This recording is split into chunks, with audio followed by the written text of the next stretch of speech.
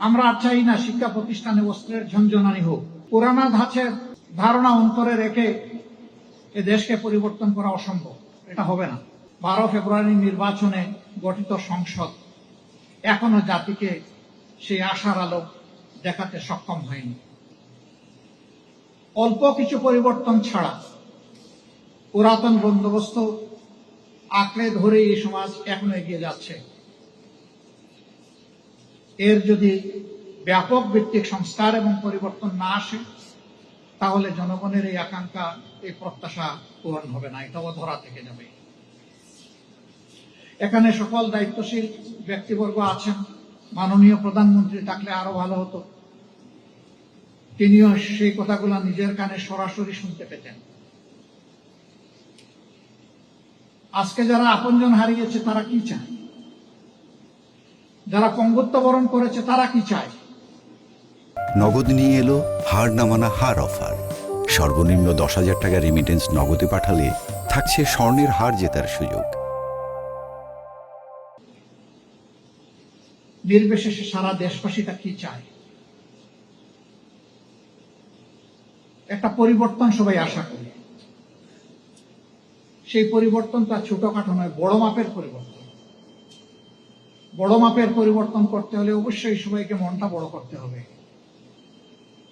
পরিবর্তন পদ্ধতিগত আসার আগে মনোজগতের পরিবর্তন লাগবে।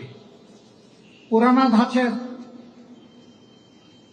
ধারণা অন্তরে রেখে এ দেশকে পরিবর্তন করা অসম্ভব, এটা হবে না। আমরা চাই না শিক্ষা প্রতিষ্ঠানে অস্ত্রের ঝনঝনানি হোক। এটাও চাই না আমাদের সন্তানরা লেখাপড়া করবে, হঠাৎ করে দেখবে বাহির থেকে কিছু লোক এসে গেছে, বিশ্ববিদ্যালয়ের ভিতরে, কলেজের ভিতরে এসে পরিবেশ অশান্ত করে ফেলেছে। আমরা এটা চাই না। শিক্ষাঙ্গন হবে শিক্ষার্থীদের, শিক্ষাঙ্গন হবে শিক্ষকদের, শিক্ষাঙ্গন হবে ওই প্রতিষ্ঠানের কর্মচারীদের, এর বাইরে শিক্ষাঙ্গন কারো হবে না। ঠিক অনুরূপ ভাবে বাংলাদেশের প্রতি ইঞ্চি জমির দখল থাকবে জনগণের, অন্য কারো হবে না। অবৈধ চাঁদা এবং দুর্নীতিমুক্ত সমাজ আমরা করতে পারিনি। আমি মাননীয় স্থানীয় সরকার ও পল্লী উন্নয়ন মন্ত্রীকে ধন্যবাদ জানাই। তিনি বলেছেন 4-5টি মাস আমরা অতিক্রম করে এসেছি, আমরা কোনো কিছু পরিবর্তন করতে পারিনি, বরঞ্চ দুর্নীতির প্রবৃদ্ধি হয়েছে। এটি শুভ লক্ষণ, বাস্তবতাকে উপলব্ধি করা। এজন্যই আমি তাকে ধন্যবাদ জানাচ্ছি। রোগের ডায়াগনোসিস হলে তার চিকিৎসা সহজ, কিন্তু ডায়াগনোসিস যদি না হয় তাহলে ওই রোগের সঠিক চিকিৎসা করা সম্ভব নয়। আমি সরকারি দলকে বলবো, দায়িত্ব আপনাদের বেশি, আমরাও দায়িত্বমুক্ত নই। নীতি পলিসি আপনারা ঠিক করবেন, তবে সংসদকে তার কেন্দ্রবিন্দু হিসাবে রাখবেন।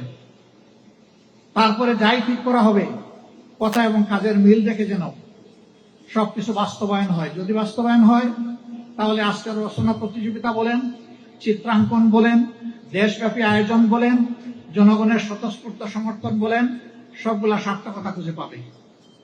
আর যদি আগের ব্যবস্থায় এই দেশ চলে, তাহলে কার্যত সবকিছু ব্যর্থতায় পর্যবসিত হবে।